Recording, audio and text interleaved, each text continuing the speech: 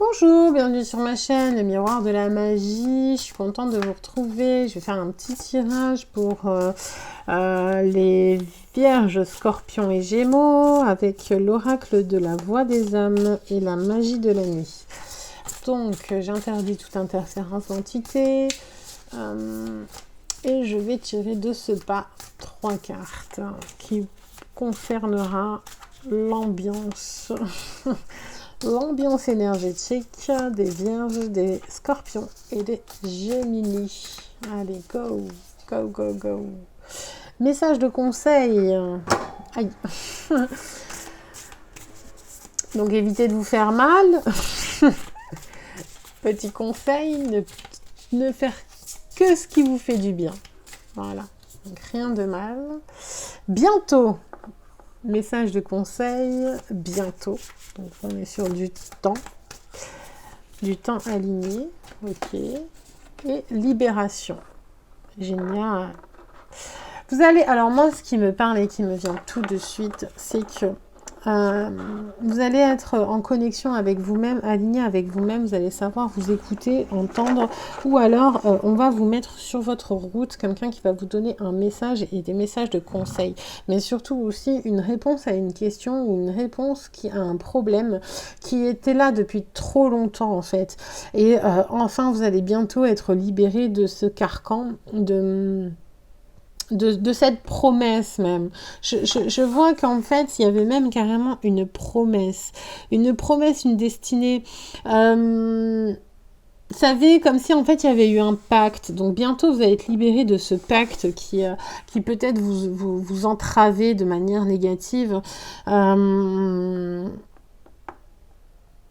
alors, justement, bientôt, quelqu'un va vous libérer et créer un lien. On peut le voir de deux manières. Hein.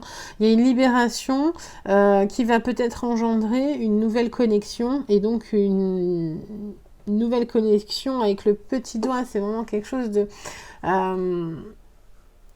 comment dire ?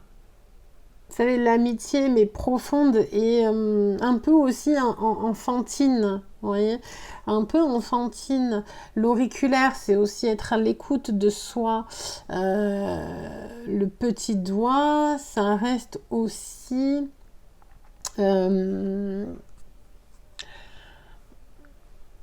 quelque chose de...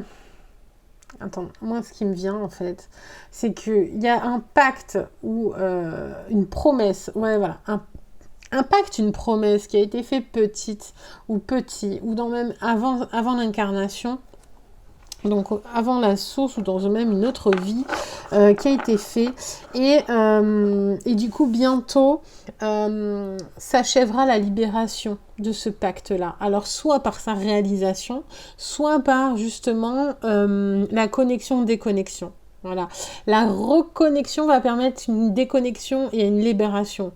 Je sais pas si je suis claire mais quoi qu'il en soit, quelque chose de super positif arrive.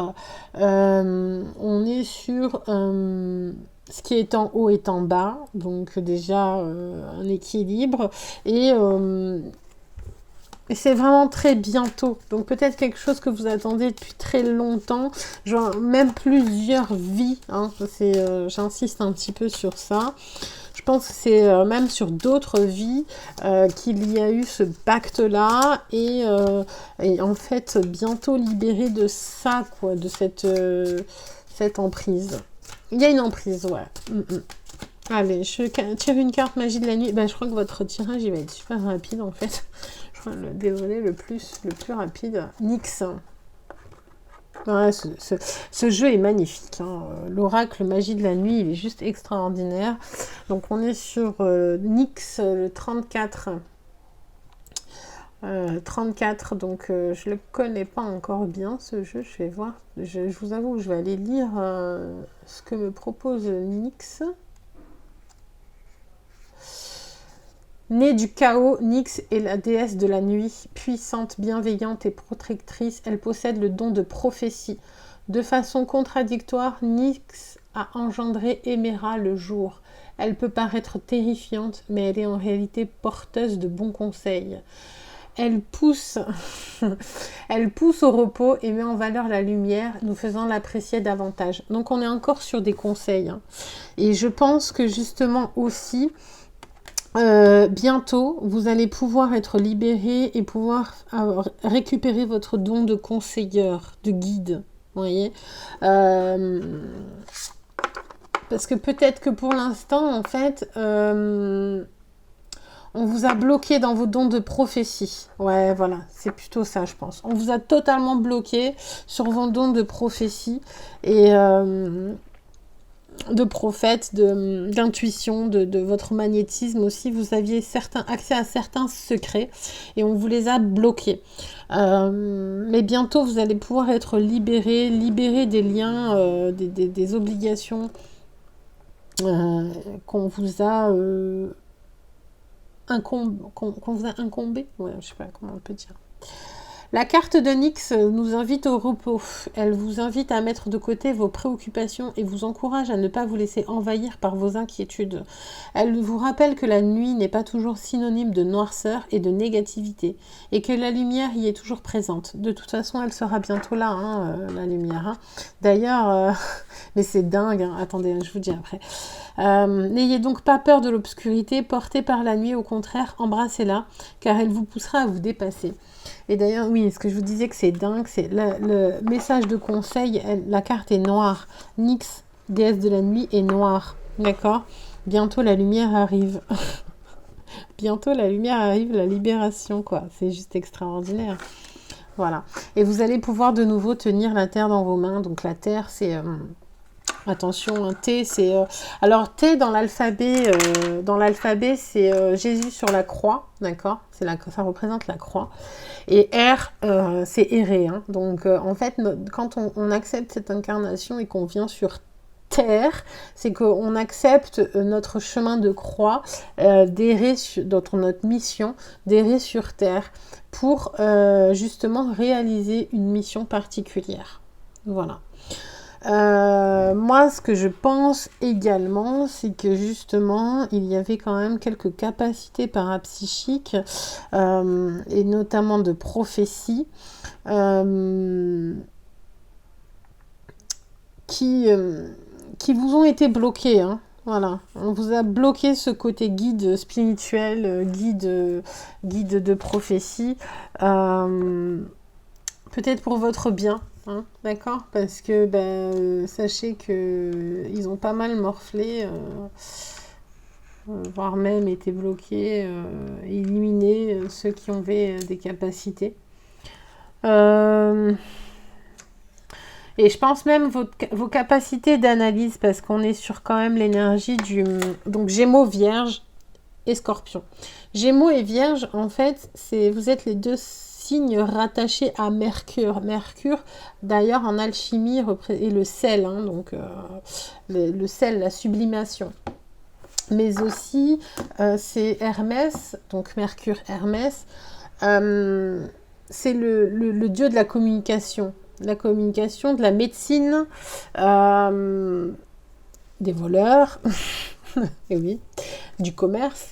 Forcément, ça va avec. Des voyageurs. Hein. Commerce, voleur.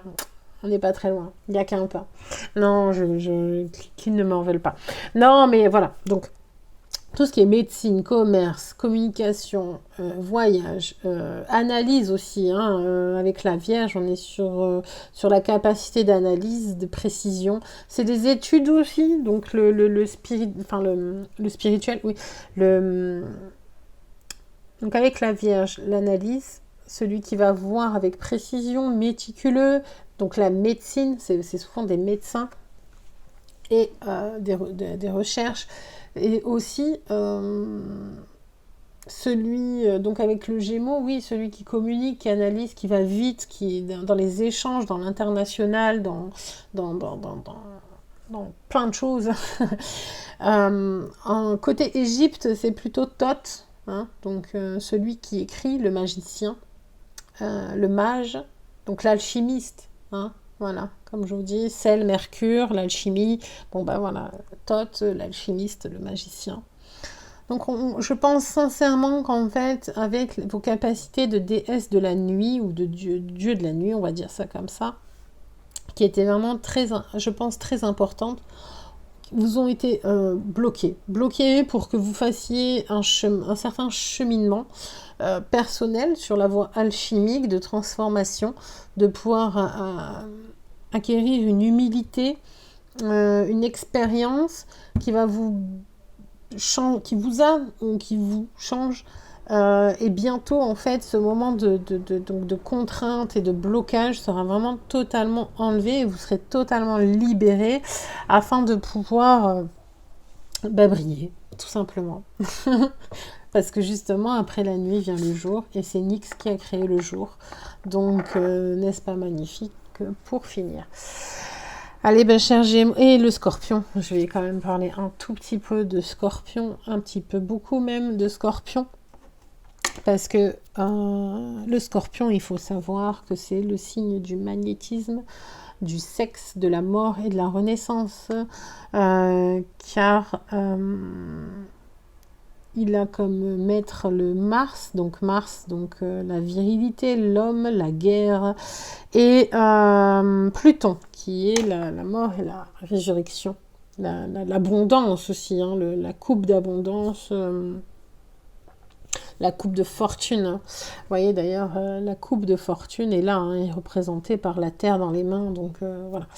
Donc, on est sur une énergie d'alchimisme, de transformation, mais aussi beaucoup de création et de magnétisme avec le Scorpion. Le Scorpion qui est, comme je vous ai dit, la mort et la vie, hein, d'accord? Parce qu'il a la mort et la vie en lui.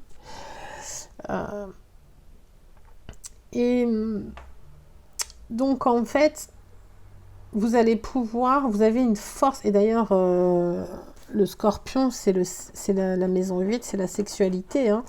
Donc vous avez une force en tant que... Et là, je m'adresse aux femmes, parce que là, je suis désolée, messieurs, mais les femmes ont... Je l'ai entendu quelque part, je ne saurais pas dire qui, mais ça m'a parlé. Et ça m'a parlé pas parce que c'est mon ego, mais c'est parce que c'est logique. Les femmes sont de meilleures sorcières que les hommes. Et d'ailleurs, pourquoi? Parce qu'elles ont un utérus et elles portent la vie. Et elles créent la vie. Voilà. Elles ont cette énergie de création et de don de vie. On a cette capacité, cette énergie de création et de don de la vie au niveau de notre utérus, et qui est représenté par le Scorpion. Voilà. Et je pense que là, vous allez vraiment être libéré, même peut-être de création de famille, de grossesse. Vous allez peut-être même être réveillé, libéré de certains pactes et magies rituels qui ont été faits pour bloquer votre pouvoir de création. Voilà. Je vous le souhaite, si c'est le cas. Parce que, justement, votre expérience vous aura permis d'apprendre des choses et d'être différent. Voilà. Allez, écoutez, fêtons la libération. Prenez bien soin de vous, bon courage. Bye!